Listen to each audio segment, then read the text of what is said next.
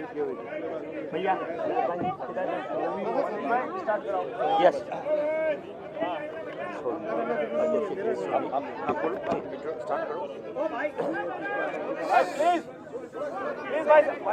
एक मिनट सब सेट कर दो। अलर्ट अलर्ट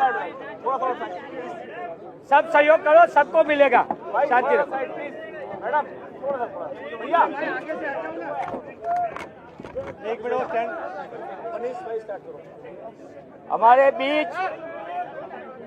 बीच गौरव गोगोई जी जो हमारे वरिष्ठ नेता है, लोकसभा में उप नेता है, और साथ साथ में पूरे देश की जो समस्या है इसको संसद में जिस तरीके उठाते हैं, हमारे बीच है। वो कांग्रेस वर्किंग कमेटी के बीच में आपसे बात करने आए। मैं विनती करता हूं गोगोई जी को वो पत्रकारों को संबोधित करें। धन्यवाद दोस्तों। हमारे लिए ये बहुत ही ऐतिहासिक क्षण है, क्योंकि हम दो महान हस्तियों को याद कर रहे हैं। महात्मा गांधी जी, जिनको कांग्रेस दल के अध्यक्षता की जिम्मेवारी लेते हुए 100 वर्ष संपूर्ण हुए, और साथ ही साथ सरदार वल्लभ भाई पटेल जी को हम याद करते हैं, क्योंकि इस वर्ष उनकी 150वीं जन्म जयंती की ये ऐतिहासिक ये वर्ष है। और इन दोनों महान हस्तियों को याद करते हुए, उन दोनों में हमारे भारत माता के प्रति जो देशभक्ति थी, उस देशभक्ति को आज हम याद कर रहे हैं। और ये हमारा राष्ट्रवाद है, जिसकी नींव हमारे स्वतंत्रता संग्राम में गांधी जी, सरदार पटेल जी और उनके जैसे विभिन्न कांग्रेस दल के नेतागण और उनके साथ साथ पूरे भारत की आवाम, पूरी भारत की जनता ने दर्शाया, और अंग्रेजों को भारत छोड़ने के लिए एक ऐसा एक शक्तिशाली माहौल बनाया। और हमारी देशभक्ति में, हमारी राष्ट्रवाद में हमारी एकता है, हमारी सद्भावना है, और हमारे संस्कृति के प्रति दायबद्धता है, कर्तव्य है, जिम्मेवारी है। और संविधान की संरक्षण आज हमारे लिए सबसे वो मूल कर्तव्य है आज के इस वर्तमान माहौल में। और इसीलिए गुजरात के इस पावन भूमि पर आकर हम गुजरात के लोगों के प्रति अपनी श्रद्धा व्यक्त करते हैं। ये गुजरात देशभक्ति की भूमि है, पवित्र सोमनाथ मंदिर की ये भूमि है। इस गुजरात के लोगों में उद्योग के प्रति जो उनकी जो शक्ति है, उनकी जो ज्ञान है, उसके प्रति हम नमन करते हुए बहुत से अहम मुद्दों पर हम वर्तमान में चर्चा कर रहे हैं। और जिस प्रकार से हम देख रहे हैं कि अमेरिका ने जो हमारे भारत के एक्सपोर्ट पर जो टैरिफ्स लगाए हैं, वो पूरे देश के साथ साथ गुजरात के भी बहुत से महत्वपूर्ण उद्योग पर एक नकारात्मक प्रभाव फैलाएगा।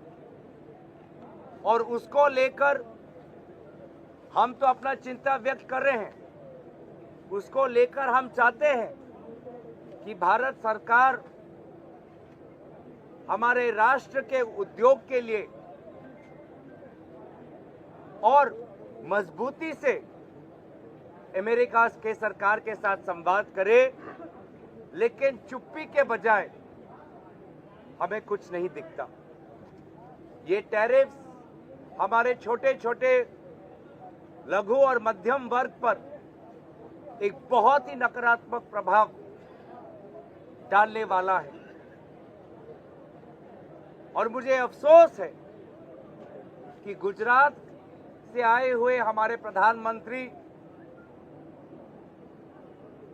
उनको जिस प्रकार से नेतृत्व लेना चाहिए था इस विषय पर, वो किस कारण मजबूर है, वो किस कारण मौन है, हमें नहीं पता। और बजाय हमारे छोटे उद्योग, किसान को बचाने के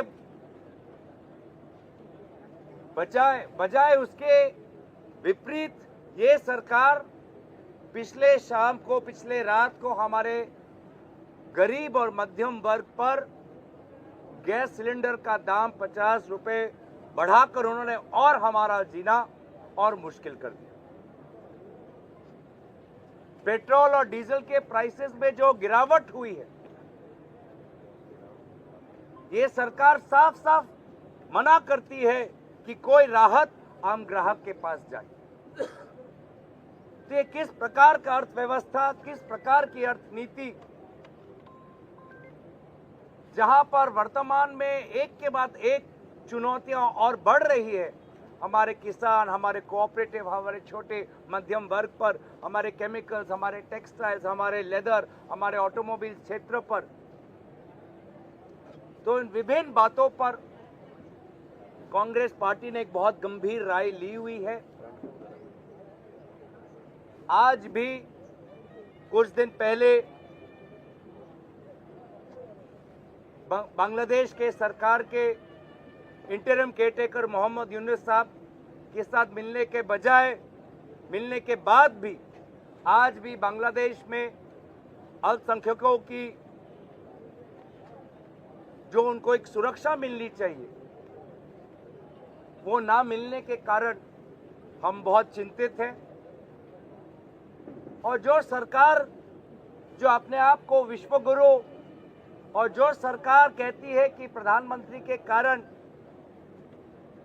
विश्व में हमारी ताकत बढ़ चुकी है, हम ना बांग्लादेश के मामले में कुछ सकारात्मक काम कर पाए हैं, ना अमेरिकन टैरिफ्स को लेकर कोई सकारात्मक काम कर पाए हैं, ना हमारा पड़ोसी देश चीन के साथ कोई हम सकारात्मक काम कर पाए। तो बहुत से अहम मुद्दों पर हमारी बात हो रही है और मुझे पूरा विश्वास है कि इस ऐतिहासिक कांग्रेस वर्किंग कमेटी से अहमदाबाद से आने वाले समय के लिए एक नया दृष्टिकोण, एक नई आर्थिक परिकल्पना, एक नई सामाजिक सोच, एक नई सांस्कृतिक ढांचा और लोगों में एक नई उम्मीद और जोश उजागर करे। धन्यवाद। गौरव जी, एक सवाल है जी। कुछ दिन पहले राहुल गांधी जी गुजरात आए थे, उन्होंने कहा था कि कुछ नेता कांग्रेस के वो बीजेपी से मिले हुए हैं और उन्होंने शादी वाले घोड़े और रेस वाले घोड़े का भी जिक्र किया था। तो क्या उस पर भी चर्चा हो रही है, कोई कड़ा कदम जो है वो पार्टी? देखिए, जब राहुल गांधी जी ने एक विचार रखी तो स्वाभाविक है कि उस विचार को हमें पालन करना है, गंभीर रूप से हमें उस पर काम करना है और भविष्य में हम उनके इस विचार के प्रति हमारी जिम्मेवारी है कि उन्होंने हमारे समक्ष में यह बात रखी, तो उनके बातों पर हम कितना आगे बढ़ पाएं, ये हमारी जवाबदेही जिम्मेवारी बनती है आने वाले समय में। रिगार्डिंग कोएलिशन, गठबंधन को लेकर के क्या बातचीत हो रही है, किन शर्तों पर रहेगा, क्या वो सहयोगी वर्तमान में भी सहयोगी रहेंगे या अपनी पार्टी को फैलाने के क्रम में जो थोड़ी नाराजगी हो रही है उस पर भी आपकी ध्यान? देखिए, विभिन्न राज्यों में उनकी राजनीतिक परिस्थितियां अलग है, विभिन्न राज्यों में अलग अलग समय पर निर्वाचन होंगे और उन राज्य के नेताओं के साथ विचार विमर्श होगा।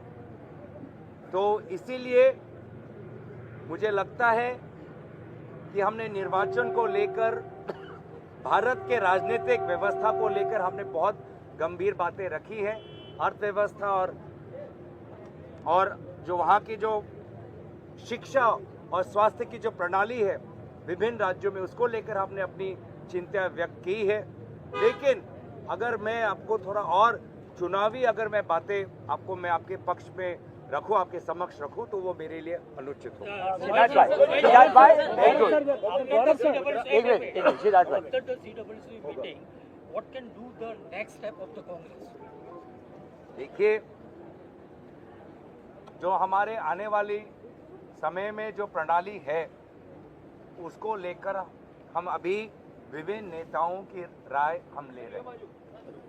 सब नेताओं की राय हम ले रहे हैं, अनुभवी नेताओं के राय ले रहे हैं, फ्रंटल ऑर्गेनाइजेशंस क्या चाहते हैं उनके राय ले रहे हैं, जो हमारे भूतपूर्व हमारे मुख्यमंत्री हैं उनके राय हम ले रहे हैं। तो सभी के राय लेते हुए निश्चय ही जब हमारे कांग्रेस अध्यक्ष अपनी बात रखेंगे और उन बातों को हम कल हमारा जो सेशन है उसमें हम रखेंगे, तो आपको पूरा का पूरा आपको वहाँ पे स्पष्ट हो जाएगा।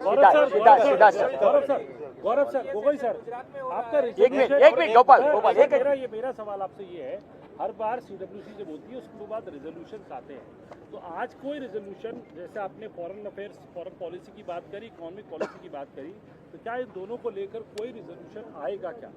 थोड़ा सब्र रखिए, मैं बस इतना ही कहना चाहूँगा। मेरे बाद के आने वाले जो आपके प्रेस वार्तालाप है उसके लिए भी थोड़ा समय रखिए।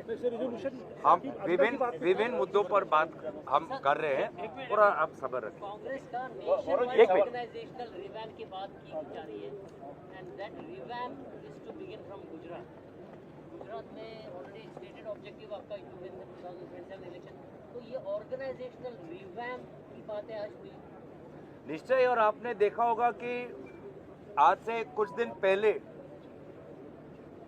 हर प्रदेश के जिला अध्यक्षों के साथ कांग्रेस अध्यक्ष मल्लिकार्जुन खड़गे जी, आदरणीय राहुल गांधी जी ने वार्तालाप की। मुझे लगता है कि बहुत ही ऐतिहासिक कदम हाल ही में हमने दिल्ली में संपूर्ण किया कि पूरे भारत देश में जितने भी जिला हैं उन सभी जिला अध्यक्षों को विभिन्न समय पर दिल्ली बुलाकर उनकी जो बात थी उन्होंने आदरणीय राहुल गांधी जी के समय के समक्ष रखी, और उन्होंने भी अपनी जो बात रखनी थी, विचार परामर्श था, उन्होंने भी सबको दिया। गुजरात में आपका अधिवेशन हो रहा है, गुजरात में सीडब्ल्यूसी हुई, गुजरात में तकरीबन 30 साल से कांग्रेस की सरकार में है। राहुल गांधी ने खुद चैलेंज किया है संसद में कि इस बार भाजपा को गुजरात में हराएंगे। इस मुद्दे को लेकर क्या इस बैठक में चर्चा हुई है? कल की चर्चा होने वाली है, किस मॉडल को लेकर आप आगे? जब उन्होंने हमारे सामने एक लक्ष्य रख दिया है कि 27 में हमें गुजरात में चुनाव जीतना है, और जो अन्याय, नाइंसाफी और एक छोटे वर्ग तक जो प्रगति सीमित हो चुकी है उस नाइंसाफी को तोड़ना है, तो हर अवसर पे हम गुजरात को लेकर बहुत गंभीर है, और हर अवसर पर हम अपने बीच में ऐसी हमारा वार्तालाप होता है जो आने वाले समय में गुजरात में हमारी रणनीति को सहयोग करे। Last question that Gopal BBC, Gopal from BBC and then BBC।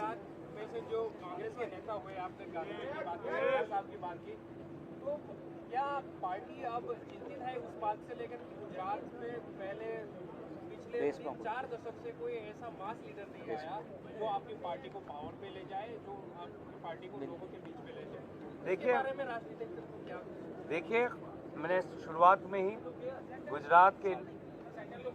Gujarat के लोगों का नमन किया, गुजरात की इस पावन भूमि के प्रति अपनी श्रद्धा व्यक्त की, और हमारा पूरा विश्वास है कि आने वाले चुनाव में गुजरात के लोग, गुजरात की विवेक शक्ति और गुजरात के लोगों का आशीर्वाद और शुभकामनाएं हमें मिलेंगी। एक बड़ा लक्ष्य कुछ महीने पहले राहुल गांधी जी ने हम सब पर के समक्ष रखा है कि गुजरात को हमें जीतना है, और उस गुजरात के चुनाव में गुजरात कांग्रेस अकेला नहीं, पूरा AICC यहाँ पर गुजरात पे आकर गुजरात के कांग्रेस को और ताकतवर बनाएगी और पूरा AICC उस गुजरात के चुनाव को लड़ेंगे। धन्यवाद। Thank you very much, thank you everyone.